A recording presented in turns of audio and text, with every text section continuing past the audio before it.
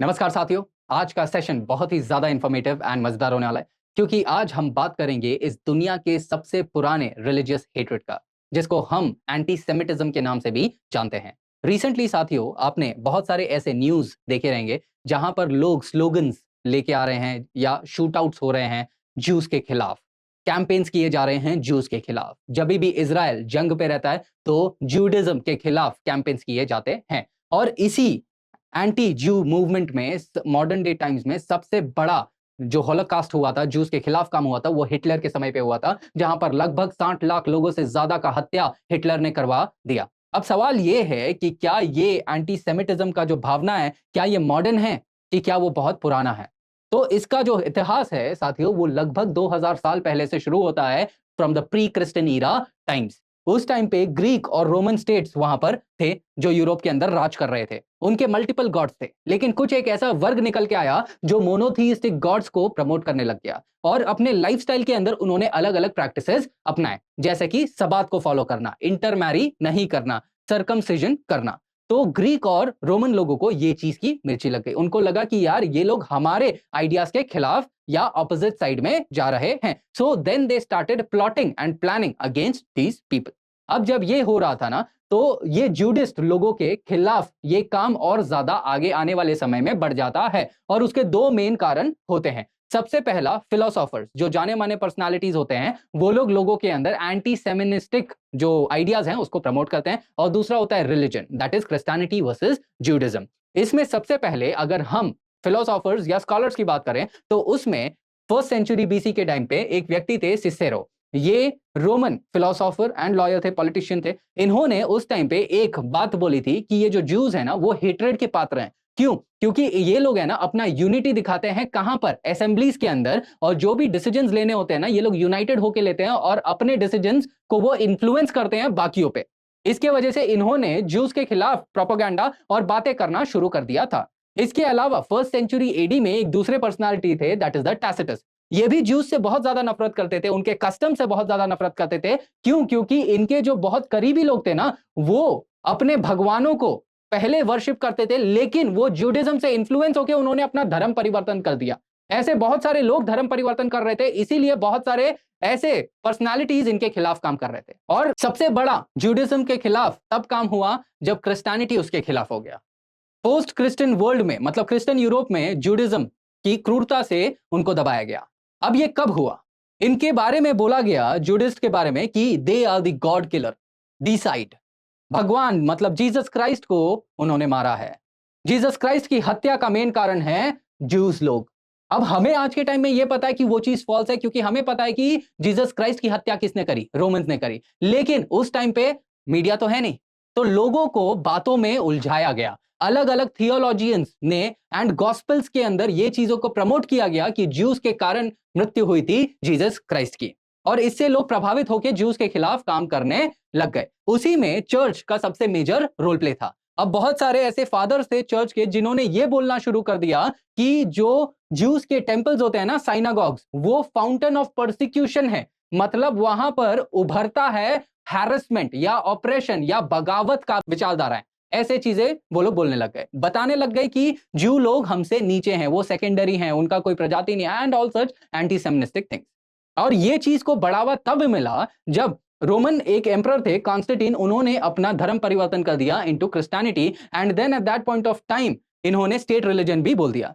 And इस time पर सबसे पहली बार लीगल रूप से कार्यवाही करी गई ज्यूस के खिलाफ, मतलब एंटी ज्यू लेजिस्लेशंस को पास किया गया, जहां पर उनको कोई राइट्स नहीं दिए गए। उनको लिमिटेड प्रोफेशंस में रखा गया, सारे प्रोफेशंस के लिए वो ओपन नहीं थे, इक्वालिटी नहीं रखा गया। और सबसे डिस्क्रिमिनेटरी बात यह थी कि उनको कोई चिन्ह हमेशा अपने शरीर पर पहन के रखना पड़ता था, ताकि लोग ये समझ पाए कि ये लोग ज्यू हैं और इन्हें उनसे दूर रहना चाहिए, क्योंकि वो अछूत जैसे थे। ऐसा विचारधारा प्रमोट करने की कोशिश करी गई।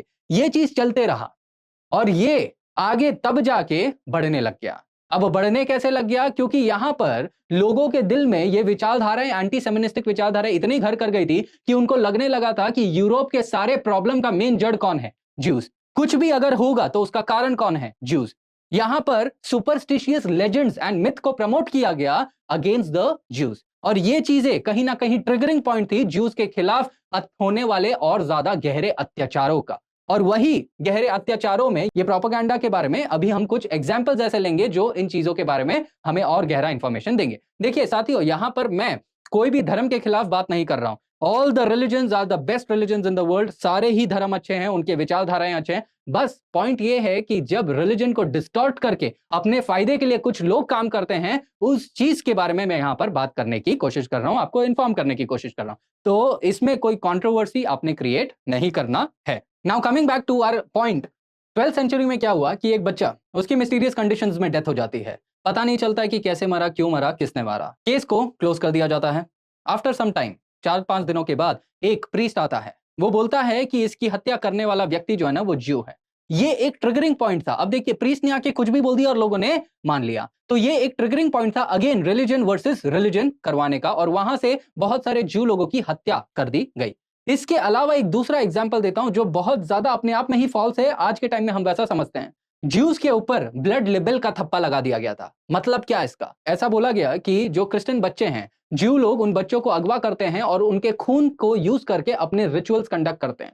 भाई ये कैसे पॉसिबल है? आज के टाइम में हम ही उसको बोल रहे हैं कि गलत है, but it was again a propaganda to pit people against the Jews. मतलब धर्म को धर्म से लड़वाने की बात यहां पर चल रही थी। और सबसे बड़ी बात यहां पर क्या हुई पता है? सबसे बड़ी ऐसी कंट्रोवर्सी, एक ब्लैक डेथ, एक बिबॉनिक प्लेग हुआ था यूरोप के अंदर, जिसके कारण मिलियंस ऑफ यूरोपियंस मर गए।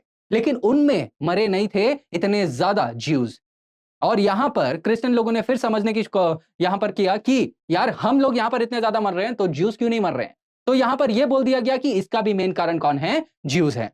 उस टाइम पे ये जो वेल्स है ना, कुएं, वो पानी उसके अंदर का पॉइजनस हो गया था। तो उसके लिए भी क्या बोला गया? उसका भी मेन कारण कौन है? ज्यू है। और उसके लिए लोगों ने उनको मारना शुरू कर दिया। बट असल मायने में वहां पर हुआ क्या था? वो जो थे वो नेचुरल एलिमेंट्स, वो रोडेंट्स वगैरह की वजह से वो पानी पॉइजनस हो गया। अपार्ट फ्रॉम दैट, वो ब्लैक डेथ भी किसके कारण हुआ? जूस के कारण नहीं हुआ था। वो ब्लैक डेथ हुआ था रोडेंट्स के कारण, जूनोटिक डिजीजेस के कारण। एंड नॉर्मल लोग गंदगी में रहते थे, whereas the Jew people वो लोग थोड़े हाइजीनिक थे, हाथों को साफ रखते थे, इसीलिए उनकी कम मृत्यु हुई। तो ये सारे कंट्रोवर्सीज की वजह से जो ज्यूस के खिलाफ जो फीलिंग्स थे ना, वो इतने घर कर गए थे by the time of the 18th century कि उस पॉइंट ऑफ टाइम पे एक व्यक्ति थे, दैट इज द विल्हम मार। इन्होंने अपना एक वर्क लिखा था जिसको हम बोलते हैं द विक्ट्री ऑफ ज्यूडिज्म ओवर जर्मनिज्म, जिसके अंदर इन्होंने ये बताया कि जो ज्यूज हैं वो एक रेशियल इंफीरियर हैं। वो जो है ना, वो पूरा रेस के स्ट्रक्चर को बदल सकते हैं। ऐसा करके इनके खिलाफ अफवाहें फैलाने लग गए, और इसी अफवाह से उस पर्टिकुलर टाइम पे हिटलर प्रभावित हुआ, एंड उसने इसी चीज को यूज करके ज्यूज के खिलाफ काम करना शुरू किया, जिसके तहत 60 लाख लोगों की मृत्यु हो गई। सो साथियों, ये था पूरा इतिहास। मतलब कुछ मेजर पॉइंट्स जो एंटी ज्यूज के खिलाफ, मतलब जो एंटी ज्यूज के संदर्भ में काम करे गए थे बाय दी कॉमन पीपल। अब यहां पर बात यह है कि इतने सालों का अत्याचार जब ज्यूज के ऊपर हुआ है, तो क्या इसका माफी भी मांगा गया है क्या कभी? हाँ।